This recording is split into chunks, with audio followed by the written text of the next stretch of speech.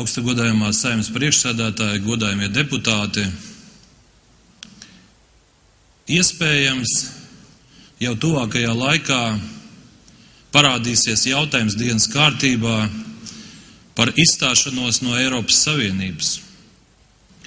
Jo man ir bijusi iespēja pirms pāris dienām tiekoties ar Dzintaru kungu radio intervijā, aprunāties, un mēs par šo tematu jau debatējām.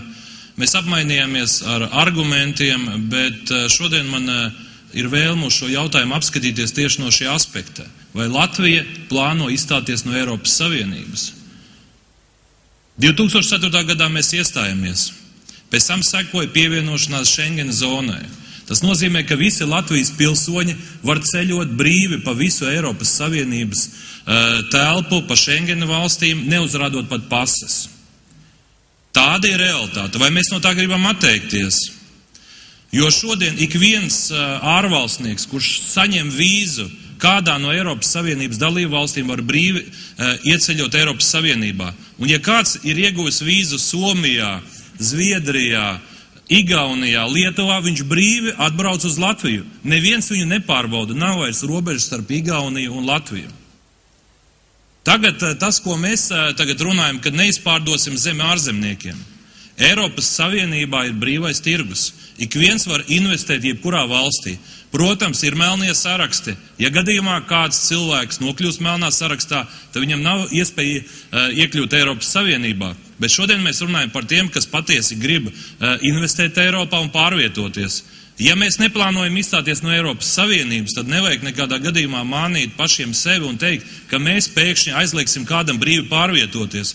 Šodien ik viens var iegādāties jebkuru īpašumu, ik viens var dzīvot Latvijā, ja viņam tādu atļauju ir devusi Igaunija, Lietuva vai kāda cita Eiropas valsts. Un ja mēs apskatāmies pa nosacījumiem, tad tā informācija, kas ir mūsu rīcībā, parāda, ka, lai saņemtu uzturēšanās atļauju, Igaunijā ir jāinvestē 60,000 eiro. Lai saņemtu šādu pašu uzturēšanās atļauju Lietuvā, ir jāinvestē vien 15,000 eiro. Ja jūs gribat saņemt uzturēšanās atļauju Austrijā, jums ir nepieciešams uzrādīt bankā pietiekošus līdzekļus apmēram 100,000 eiro apmērā, nepērkot neko, viņi piešķirs jums uzturēšanās atļauju. Ja mēs apskatāmies uz Amerikas Savienotām valstīm, ja jūs gribat saņemt zaļo karti, jums jāinvestē $200,000 Amerikas ekonomikā. Tāds biznes pastāv visā pasaulē. Šodien mēs zinām to, ka tie, kas saka, ka viss tiek izpirkts, aizbrauciet uz to pašu jūrmalu, kas ir pieminēta. Tur puse jūrmala šodien tiek pārdota. Tur, diemžēl, neviens neko nepērk. Tāda ir šī reālā situācija.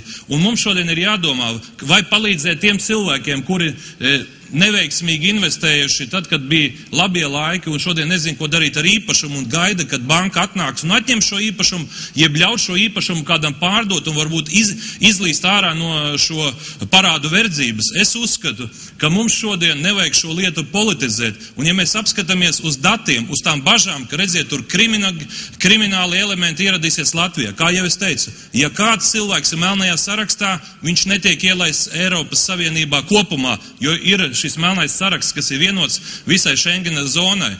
Un man šķiet, ka šodien ir ārkārtīgi svarīgi pateikt, ka Latvija ir atvērta valsts. Ja kāds grib investēt, mēs esam gatavi viņiem nodrošināt arī iespēju attiecīgi uzturēties Latvijā. Un man šķiet, tas ir ļoti izdevīgi, jo ja mēs apskatāmies, kādi ir rezultāti iepriekšējā gadā, tad jāsaka, ka līdz 31. decembrim kopumā Latvija ir izsniegusi 230 uzturēšanās atļaujas. Kopīgās investīcijas, kas ir ienākušas Latvijas ekonomikā, ir vairāk nekā 22 miljoni latu.